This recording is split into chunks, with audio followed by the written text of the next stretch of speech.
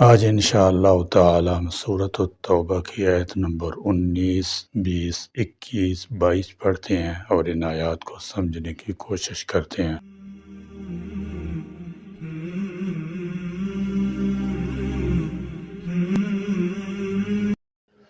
اعوذ باللہ من الشیطان الرجیم، بسم اللہ الرحمن الرحیم۔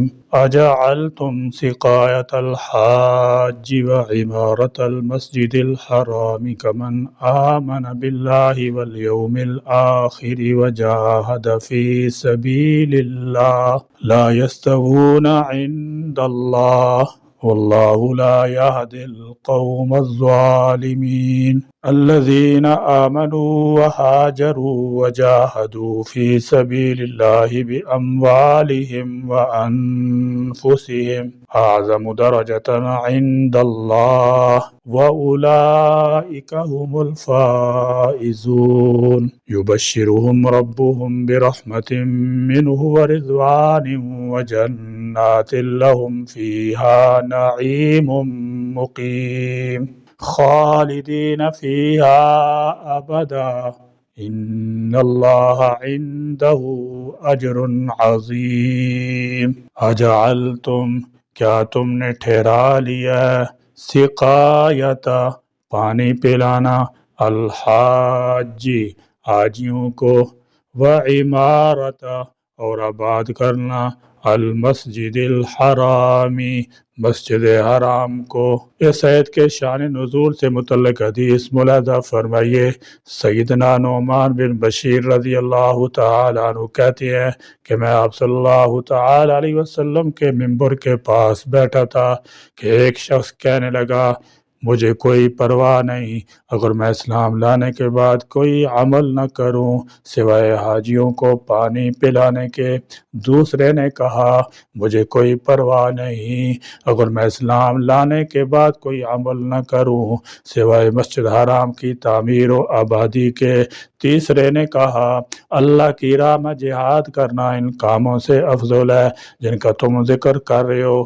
سیدنا عمر رضی اللہ تعالی عنہ نے ڈانٹا کہ ممبر کے پاس اپنی آوازیں بلند نہ کرو۔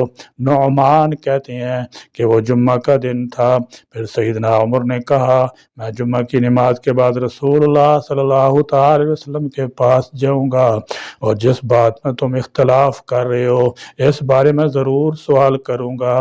اس موقع پر اللہ تعالیٰ جل شانہ نے یہ آیت نازل فرمائی، کامن، مانند اس شخص کے جو آمنا، ایمان لایا، باللہ، اللہ پر، والیوم الآخر، اور یوم آخرت پر، وجاہد، اور اس نے جہاد کیا، فی سبیل اللہ، اللہ کی راہ میں، لا نہیں، یستوون، وہ برابر ہو سکتے، عند اللہ، اللہ کے نزدیک۔ اس آیت سے مراد یہ ہے کہ کفار کو مومنین سے کچھ نسبت نہیں اور نہ ان کے اعمال کو ان کے اعمال سے کچھ نسبت ہے، کیونکہ کافر کے اعمال رائے گاہ ہے، خواہ وہ حاجیوں کے لیے سبیل لگائیں یا مسجد حرام کی خدمت کریں، ان کے اعمال کو مومن کے اعمال کے برابر قرار دینا ظلم ہے۔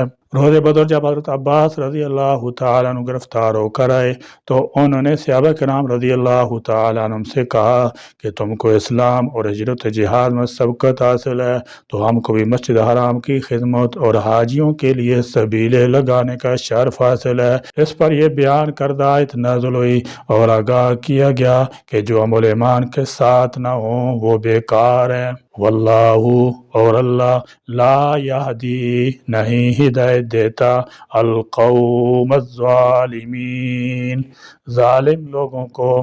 اہل مکہ کا دعویٰ تھا کہ ہم حاجیوں کو پانی پلاتے ہیں، مسجد حرام کا انتظام انسرام کرتے ہیں اور کعبۃ اللہ کے خدام ہیں، اس لیے ہمیں فضیلت حاصل ہے۔ لطف کی بات یہ ہے کہ وہ بعض اوقات یہودیوں سے دریافت کرتے کہ ہم یہ خدمتیں انجام دیتے ہیں تو ہم افضل ہیں یا محمد صلی اللہ تعالی علیہ وسلم اور ان کے رفقا۔ تو یہود بھی ان کی پیٹھ ٹھونکتے کہ تم ان سے بہتر ہو۔ ان آیات میں اسی کی تردید ہے کہ ایمان اور حق پر استقامت کے لیے قربانی اور اسلام میں جہاد اور ہجرت یہ اصل میں فضیلت کی باتیں ہیں، اور ان کا مقابلہ ان بے روح خدمتوں سے نہیں کیا جا سکتا جن کے پیچھے اللہ کی رضا کا جذبہ نہ ہو اور جو صرف نام و نمود کے لیے انجام دی جائیں۔ گزشتہ سورہ مساجد کے متعلق اللہ تعالیٰ کا یہ فرمان گزر چکا ہے کہ کافر مشرک کسی مسجد کے متولی نہیں ہو سکتے، ان اولیاؤہ الا المتقون، یعنی کعبہ کے متولی تو پرہیزگار لوگ ہی ہو سکتے ہیں۔ تقوی کی پہلی منزل یہ ہے کہ انسان کفر، شرک اور معاصی سے بچ جائے۔ جو ان جرائم کا مرتکب ہو وہ مسجد حرام کا متولی کیسے ہو سکتا ہے؟ جہاں بھی مسجد کے متولی بے دین لوگ ہوں گے وہاں فتنہ فساد ہی ہوتا رہے گا۔ متولی خود بے نماز ہوتی ہیں، بیت دھڑے بندی میں آ کر مسجد تو بنا دیتی ہیں اور خود متولی بھی بن جاتی ہیں، مگر ایسی مسجدیں حقیقی آبادی سے محروم ہوتی ہیں۔ مسجد کا متولی وہ شخص ہونا چاہیے جو ایماندار، عبادت گزار اور نمازی ہو، جو مال کی طہارت اور پاکیزگی کا قائل ہو، جس کے دل میں خدا کا خوف ہو۔ اس لیے اللہ نے فرمایا کہ شرک اور کفر کرنے والوں کا یہ کام نہیں ہے کہ وہ مسجدوں کو آباد کریں، وہ تو ان کی بربادی کا سامان ہی کر سکتے ہیں۔ ظاہر ہے کہ جن مساجد میں اللہ کی وحدانیت کی بجائے شرک کی تبلیغ ہو اور سنت کی بجائے بدعات کو رواج دیا جائے وہ مسجدیں کیسے آباد ہوں گی؟ حاصل یہ ہے کہ صحت مروی سخن مسلمانوں اور مشرکوں سب کے لیے عام ہے۔ مشرکوں کے لیے اس لحاظ سے کہ وہ بڑے فخر سے کہا کرتے تھے کہ ہم حاجیوں کی خدمت کرتے ہیں، انہیں پانی پلاتے ہیں اور انہیں کھانا کپڑا مہیا کرتے ہیں، لہذا مسجد حرام کی مرمت یا غلاف کعبہ یا روشنی وغیرہ کا بھی انتظام کرتے ہیں۔ اگر مسلمان اپنے جہاد و ہجرت کو افضل اعمال سمجھتے ہیں تو ہمارے پاس بھی عبادات کا یہ ذخیرہ موجود ہے۔ انہیں تو یہ جواب دیا گیا کہ جب تمہارا آخرت اور اللہ پر ایمان ہی نہیں تو تمہاری یہ سب اعمال رائے گاہ جائیں گے۔ اور اگر اس آیت کا روی سخن مسلمانوں کی طرف سمجھا جائے تو اس سے مراد ان کے اعمال کا باہمی موازنہ ہوگا، یعنی صرف اللہ اور آخرت پر ایمان لانے والے مسلمان اللہ کے نزدیک مسلمانوں کے برابر نہیں ہو سکتے جو ایمان بھی لائے اور جہاد بھی کیا۔ الذین، وہ لوگ جو آمنو، ایمان لائے، وہاجروا، اور انہوں نے ہجرت کی، وجاہدوا، اور جہاد کیا، فی سبیل اللہ، اللہ کی راہ میں، باموالہم، اپنے مالوں کے ساتھ، وانفسہم، اور اپنی جانوں کے ساتھ۔ فرمایا وجاہدوا فی سبیل اللہ، اور جنہوں نے اللہ کی راہ میں جہاد کیا۔ جہاد کی 3 صورتیں ہیں۔ نمبر 1 فقط جان سے جہاد کرنا جیسے مساکین کرتے تھے۔ نمبر 2 فقط مال سے جہاد کرنا جیسے کہ معذور مالدار مومن کامل کہ غازی کو گھوڑا وغیرہ دے دیتے تھے، سامان جہاد دے دیتے تھے۔ نمبر 3 جان و مال دونوں سے جہاد کرنا جیسے غنی قادر مسلمان جو کہ دوسرے مسکین غازی کو سامان بھی دیتے اور خود بھی میدان میں جاتے اور ان کے اپنے جانے پر بھی خرچہ ہوتا۔ یہ آیت کریمہ ان تینوں مجاہدوں کو شامل ہے۔ اس سے اشارہ معلوم ہو رہا ہے کہ مہاجرین انصار سے افضل ہیں، اگرچہ دونوں اللہ تعالیٰ کے پیارے، دونوں کامیاب ہیں۔ سیدنا ابو ہریرہ رضی اللہ تعالیٰ عنہ کہتے ہیں کہ ایک آدمی رسول اللہ صلی اللہ تعالی وسلم کے پاس آیا اور کہنے لگا مجھے ایسا عمل بتلا دیجئے جو جہاد کے ہم پلا ہو۔ آپ صلی اللہ تعالی وسلم نے فرمایا میں ایسا کوئی عمل نہیں پاتا۔ سیدنا ابو سعید خدری رضی اللہ تعالی عنہ کہتے ہیں کہ آپ سے سوال کیا گیا اللہ کے رسول لوگوں میں سب سے افضل کون ہے؟ فرمایا مومن جو اللہ کی راہ میں اپنی جان اور مال سے جہاد کرتا ہو۔ اعظم، وہ سب سے بڑھ کر ہیں، درجتاً، درجے میں، عند اللہ، اللہ کے نزدیک، واولئک، اور یہی لوگ ہیں، هم الفائزون، کامیاب ہونے والے۔ ارشاد ہوتا ہے الذین آمنوا، جو لوگ ایمان لائے کہ نیکی کا مدار ایمان پر ہے، عقیدے کی اصلاح کی فکر کو پاک کیا جائے۔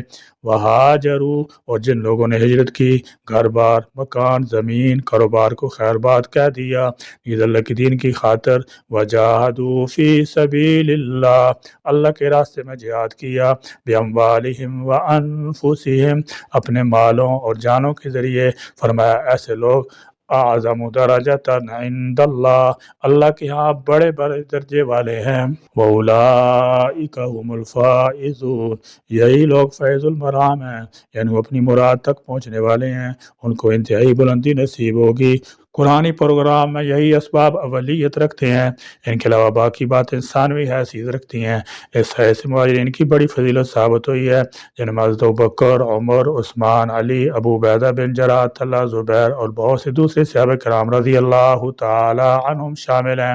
اللہ تعالیٰ سب پر راضی ہو اور ہمیں ان کے ساتھ اٹھائے۔ قرآن خود ان کے آخر میں فیض اور سرخرو ہونے کی شہادت دے رہا ہے۔ معلوم ہوا کہ جو لوگ انہیں برا بھلا کہتے ہیں، ان پر لعنتیں بھیجتے ہیں، وہ خود پرلے درجے کے لعنتی ہیں۔ یبشرہم، خوشخبری دیتا ہے ان کو، ربہم، ان کا رب، برحمت، رحمت کی، منہ، اپنی طرف سے، ورضوان، اور رضامندی کی، وجنات، اور ایسے باغوں کی کہ لہم، ان کے لیے، فیہا، ان میں، نعیم، نعمتیں ہیں، مقیم، دائمی، پائیدار، قائم رہنے والی۔ آیت نمبر 19 میں 3 چیزوں کا ذکر تھا، ایمان، جہاد اور ہجرت، اور 3 اعمال کے بدلے 3 طرح کی بشارت دی گئی، رحمت، اللہ کی رضا، اور ہمیشہ کے لیے جنت میں قیام۔ بعض علماء نے ان اعمال اور ان کے اجر میں یہ نسبت قائم کی ہے کہ اللہ کی رحمت و ایمان کی وجہ سے ہوگی، کیونکہ آخرت میں اللہ کی رحمت اور مہربانی صرف اس شخص پر ہوگی جو ایمان لایا ہو، ورضوان، اور اللہ کی رضامندی جہاد کی عوض ہوگی۔ افضل اللہ کی راہ میں اپنی جان اور مال قربانی پیش کرنا ہے۔ اس طرح جنت کی سب نعمتوں سے بڑی نعمت اللہ کی رضامندی ہے، جیسے کہ متعدد احادیث صحیح سے ثابت ہے۔ اور ہجرت کے عوض انہیں جنت میں ہمیشہ کا قیام نصیب ہوگا۔ انہوں نے اللہ کی خاطر اپنا وطن مالوف چھوڑا تو اس کے عوض انہیں اپنے وطن سے بہتر وطن، اپنے گھر سے بہتر گھر ملے گا، جس میں ہر طرح کی نعمتیں ہوگی، اور اس گھر کو چھوڑنے یا اس کے چھوٹ جانے کا کبھی سوال ہی پیدا نہ ہوگا۔ وجنات لہم فیہا نعیم مقیم، ایسے لوگوں کے لیے باغات کی بشارت بھی ہے جن میں دائمی نعمتیں میسر ہوں گی۔ گویا یہاں اللہ تعالیٰ جل شانہ نے 3 اعمال میں 3 انعامات کا ذکر فرمایا ہے۔ ایمان کے بدلے میں اللہ تعالیٰ کی رحمت شامل حال ہوگی، جہاد کے بدلے میں اللہ تعالیٰ کی رضا خوشنودی حاصل ہوگی، اور ہجرت کے بدلے میں بہشت میں مقام نصیب ہوگا۔ اللہ تعالیٰ جل شانہ نے ان کی بشارت سنائی، فرمایا یہ خوش قسمت لوگ، خالدین، وہ ہمیشہ رہیں گے، فیہا، اس میں، ابداً، ہمیشہ ہمیشہ، اب تک، ان اللہ، بے شک اللہ، عندہ، اسی کے پاس ہے، اجر عظیم، بہت بڑا اجر۔ ان آیات میں ان اہل ایمان کی فضیلت بیان کی گئی ہے جنہوں نے ہجرت کی اور اپنی جان و مال کے ساتھ جہاد میں حصہ لیا۔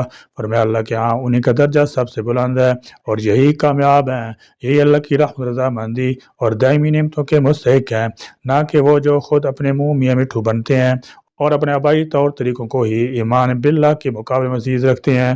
یہ ایت کی بظاہر مہاجرین صحابہ رضی اللہ تعالیٰ عنہ کے لیے ہے۔ ان بزرگوں کا جنتی ہونا یقینی ہے۔ ان میں سے بعض کا تو نام لے کر جنتی ہونے کا اعلان فرمایا گیا، جیسے حضرات عاشرہ مبشرہ وغیرہ۔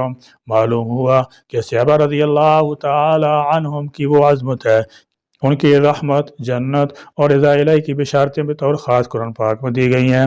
لہذا جو صحابہ کرام رضی اللہ تعالیٰ عنہ کے ایمان یا تقوی کا انکار کرے وہ اس آیت کا منکر ہے۔ یا اللہ کریم، ایمان اور اسلام کے ساتھ ہم کو جہاد فی سبیل اللہ کی دولت عطا فرما، اور ان آیات میں دی ہوئی بشارت کا ہم کو بھی مصداق بنا۔ یا اللہ کریم، اپنی رحمت سے ہم سب کو نواز دے اور اپنی خوشنودی عطا فرما دے، اور اپنی جنت و مشکی کے داخلہ نصیب فرما دے۔ آمین۔ وآخر دعوانا الحمد للہ رب العالمین۔